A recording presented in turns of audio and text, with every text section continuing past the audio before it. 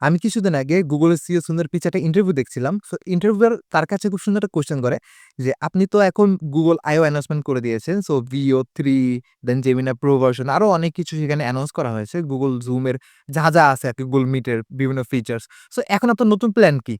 So উনি খুব সুন্দর একটা অ্যান্সার দেয়। উনি বলল, "আমার কোনো নতুন প্ল্যান নেই। আমার এখন নেক্সট কাজ হচ্ছে অথবা নেক্সট ডিউটি হচ্ছে এটা খেয়াল রাখা যে কখন OpenAI অথবা ChatGPT এর প্যারেন্ট কোম্পানি আছে, মূলত ChatGPT এর প্রোডাক্ট, তার যে কোম্পানি আছে, সে কখন তাদের একটা I/O ইভেন্ট করবে।"